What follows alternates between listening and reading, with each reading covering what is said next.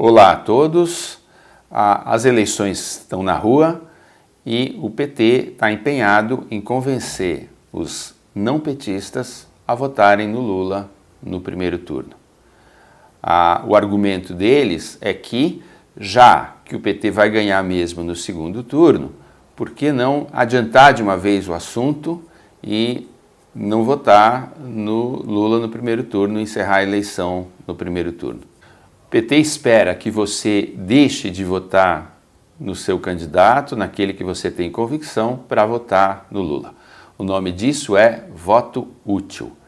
É interessante lembrar que o PT só se afirmou justamente porque ele foi contra o voto útil quando o voto útil foi jogado contra ele. Isso aconteceu nas eleições de 1982, quando Lula foi candidato a governador em São Paulo, e os outros oponentes eram o Franco Montoro e o Paulo Maluf, e diziam: vote útil no Franco Montoro, você vai desperdiçar seu voto votando Lula. O PT, muito bem, fez contra, fez bem de ir contra. Também nas eleições municipais de São Paulo, em 1985, os candidatos eram Jânio Quadros, Fernando Henrique Cardoso e Eduardo Suplicy. Também fizeram campanha pelo voto útil e o PT mesmo assim manteve a candidatura do Suplicy. Eles perderam para o Jânio Quadros. O PT foi severamente acusado por ter elegido Jânio Quadros na prefeitura, mas ele manteve a sua posição. Então, é muito estranho, para dizer o mínimo, que o PT esteja cobrando voto útil das outras pessoas. Tem uma expressão muito estranha que alguns jornalistas têm usado, que é dizer: vamos liquidar a fatura no primeiro turno. Isso é encerrar o assunto. A pergunta nossa é: por que essa pressa em encerrar o assunto? Por que essa pressa em despolitizar a eleição? Por que essa pressa em fazer com que a eleição não seja uma ocasião para a gente discutir os problemas do país, para que a gente não coloque projetos em pauta, para que a gente não pergunte efetivamente o que vai ser feito e querer pular essa parte de uma vez? Então, é importante dizer e explicar exatamente por que não se deve votar no Lula no primeiro turno, nem em nenhuma outra circunstância desse tipo. Qual é a diferença entre você eleger um candidato no primeiro turno ou eleger no segundo turno? Quando você elege um candidato já no primeiro turno, ele está imediatamente legitimado. Se todo mundo elegeu Lula no primeiro turno, significa dizer: esse é o candidato que a população queria, nós todos votamos no PT, no programa do PT, no modo petista de governar o país, e é ele mesmo que queríamos. Quando você vota no segundo turno, o candidato do segundo turno, se vier a ser o Lula ou qualquer outro, o que você está dizendo é: esse não era o meu candidato, mas ele é o menos pior dos outros dois, ou entre os outros dois eu vou votar nele. Então, é muito diferente, porque você não está dando uma carta branca política, você não está legitimando de antemão essa candidatura, mas é um voto condicional. Você está dizendo: eu não votei no programa dele, mas entre as duas opções é com ele que eu fico. Então, eu já coloquei aqui que eu sou do PSOL, mas vou votar no Ciro Gomes, que eu considero o candidato da esquerda democrática nessas eleições. E, caso se confirme um segundo turno entre Lula e Bolsonaro, não vou ter nenhum problema em votar no Lula, não tem a menor dúvida.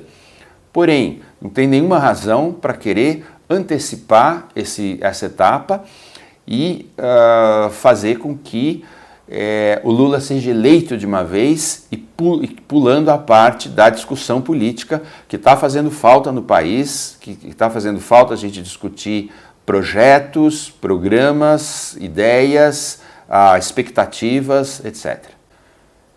Especificamente, agora sim, falando do PT, também não dá para confiar na fala agregadora do Lula, dizendo ele vai ser o candidato de todos os democratas, e essa ideia de polarizar a discussão e a eleição entre Lula e Bolsonaro, de maneira que você elimine de uma vez todos os outros candidatos e faça de conta que eles não existem, que as outras candidaturas não estão colocadas, porque elas estão e faltam discussão, uma discussão de ideias.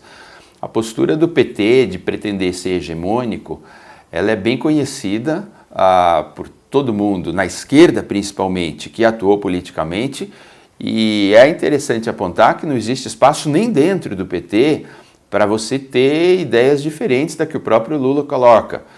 Quem assistiu ao lançamento do programa do PT há poucos dias, viu, por exemplo, que o ex-senador Eduardo Suplicy reivindicou que o programa dele de renda mínima fosse colocado. Ele falou, eu queria participar da discussão, mas eu não fui convidado.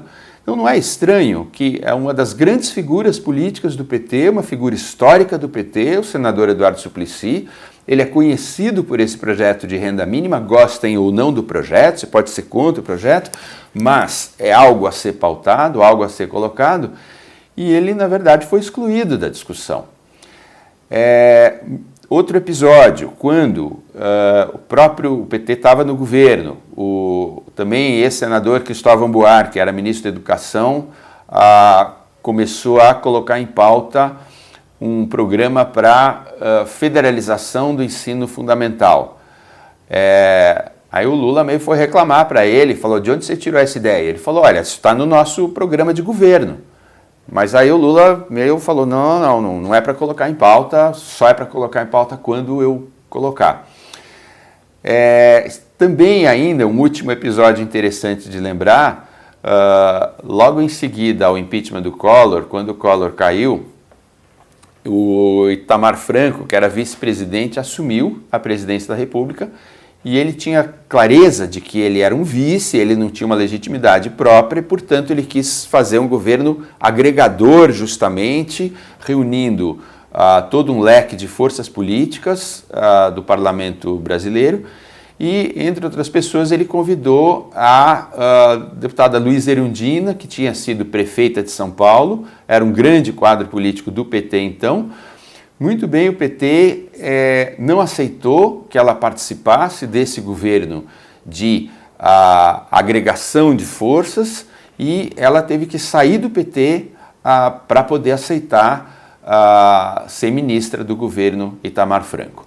Então esses casos, e poderia falar dezenas de outros, são amostras de que, na verdade, no PT você não tem espaço para diferença nem dentro do próprio partido, que dirá você agregando outras forças. Também é interessante apontar a história, mas ele, veja só, ele colocou o Alckmin como vice dele, não mostra a disposição dele de agregar, nem minimamente. Ele colocou o Alckmin para assim, você entra aqui, fica bem comportado, a gente vai te dar a linha é essa para você atuar. Ele não tem nenhuma voz na elaboração do programa, não tem nenhuma possibilidade de intervir efetivamente, muito pelo contrário. Então, a eleição do Lula no primeiro turno, o que vai acontecer, a gente vai ouvir eles cantando de galo, se sentindo legitimados e fortes, não devendo nada a ninguém, consagrados pela população, e é muito problemático esse cenário. A gente não discutiu nada até agora, nada está colocado. O Lula tem feito questão de ser o menos específico possível, de ser evasivo quando ele é perguntado sobre o programa de governo dele.